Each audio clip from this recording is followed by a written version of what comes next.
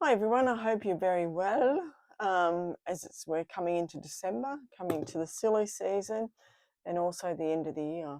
So I thought I'd do a collective read to see what is happening, what's been happening, what's happening now and what's happening moving forward, what we need to integrate. So I've taken 3 cards out already, and it is a collective read because they're all major arcana, so there's nothing really no day-to-day about this.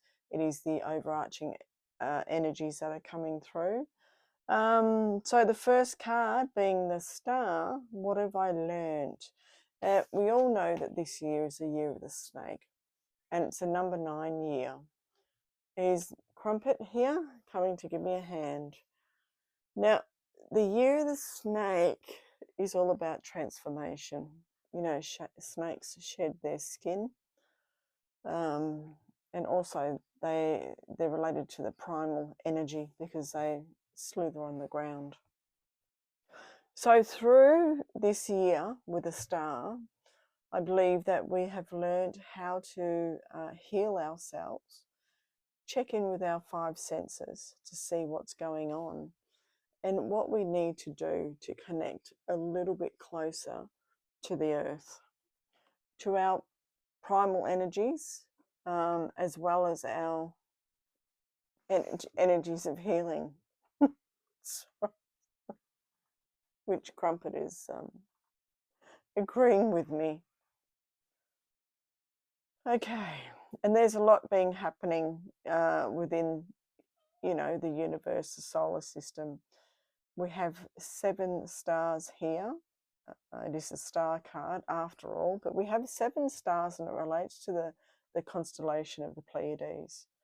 And there has been a lot of talk about, you know, connection with ETs, extraterrestrials.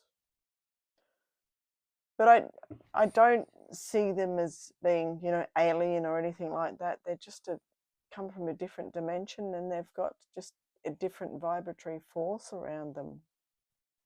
So it's almost like, you know, how they probably see us as dense vibratory beings from Earth, being as Earth is fairly a dense planet.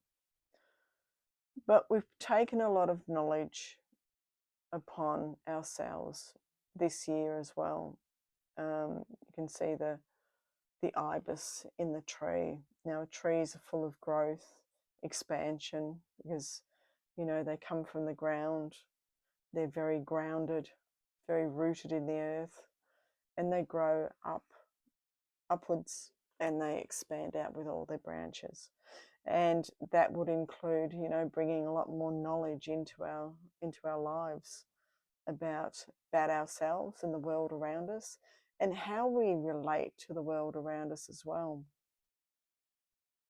The water bearer is looking into the water, almost like scrying in the water, to take a deep look within to see what still needs to be worked out, what still needs to be polished, what still needs to be activated, deactivated. So it's brought a good balance within ourselves as a whole. There is a matter of, you know, having 2 feet in different worlds, 1 foot in the spiritual, 1 foot on the material, and it's how to live within that balance as well. So there's a lot we've done this year as a collective. There's a lot of work. There's a lot of things I could possibly relate it to, but I'm not going to sort of go into that at the moment. There's a lot of internal work being done. There's a lot of generational family trauma being worked on. There's a lot of old habits being released. There's a lot of old ideas being released as well. There's just so much work that's being done. And it's a clearing into next year as well.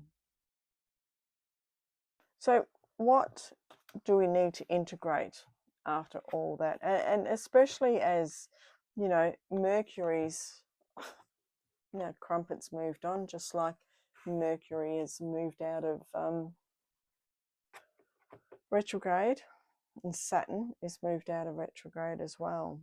So with those big planets moving out, we would have shifted a lot of energy within our own space as well.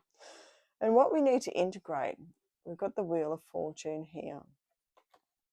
Again, you can see the knowledge. So the knowledge from what we've let go of, the knowledge of ourselves, we still have a lot of knowledge. We're still gaining a lot of knowledge. Every day there's something new that we can grasp from what's happening around us, how the universe speaks to us, the signs and synchronicities.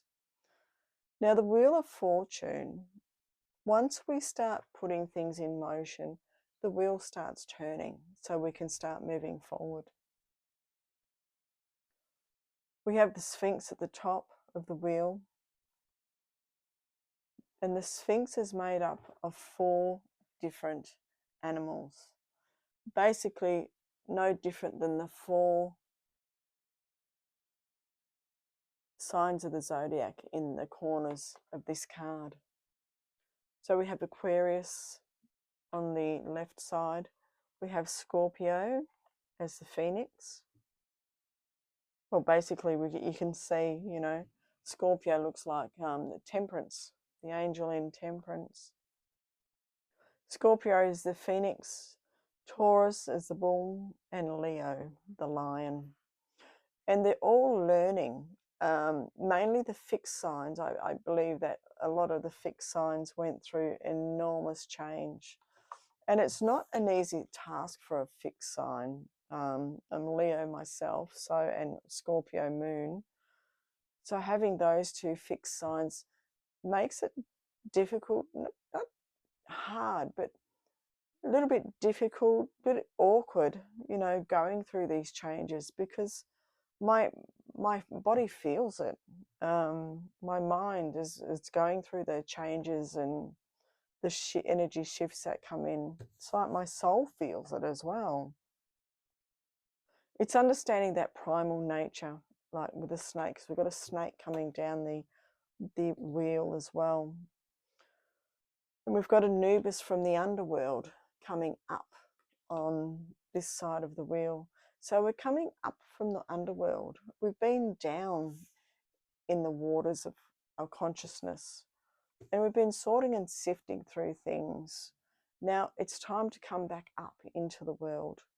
So what we're integrating, I believe, is integrating the changes that come through these shifts and trying to understand them a lot better, making it easier on our bodies, making it easier on our mental processes, making it easier on our emotional system, so that we can move through these changes seamlessly.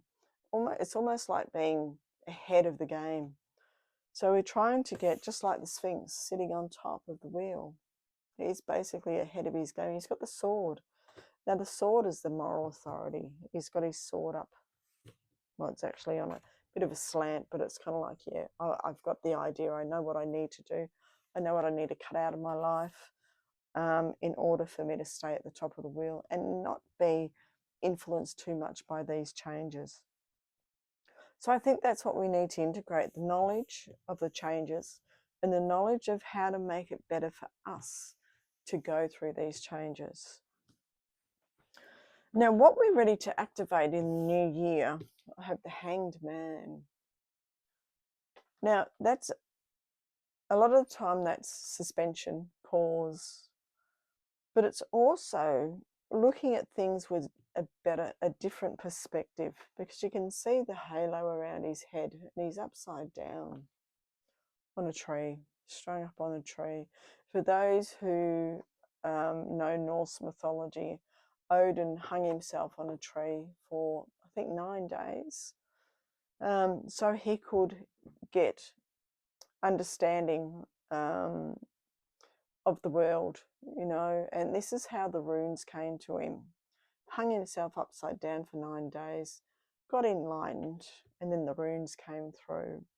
It's no different than Master Usui, who sat up on Mount Karama for 21 days fasted for 21 days, meditated for 21 days, and the Reiki symbols came to him. So I think that's one thing that we're going to sort of start activating in the new year. It's becoming more aware of our own actualization. It's taking the time to meditate, to possibly fast, fast. And we don't have to hang ourselves on a tree. And we don't have to fast for 21 days. But it's just, even if you fast for a day, it's sacrifice as well. Is kind of like, you know, like sacrificing himself so he can gain that enlightenment. So I think that's something that we're going to activate in the new year. Our own sacrifice, our own awareness, our own activations of our own spiritual nature, to be able to get the keys that we need for our own evolution. So it's a pretty intensive, well, it has been a pretty intensive year, but if we can integrate what we have learned and to bring him into the next year, because next year is a number 1 year, which is kind of like the beginning year, and also it's the year of the fire horse. Horses in themselves, it's different from the snake, where there's been transformation, just clearing away of old matter that we didn't really need anymore. And we're coming into the fire horse, and understanding horses, they just love to run. They just run and bolt. And being a fire horse, there's more purification coming through with fire, more awareness of our own gifts and focus and moving forward with ease. So I hope this has helped with just the awareness of, I think, basically where we've been. I think we all know where we've been, but just what the next steps are into moving into next year. So I hope you enjoyed it. I will be putting up some links for my new website, my new tarot website. So take a look, like, subscribe, and I hope to see you soon. Have a great week. Bye.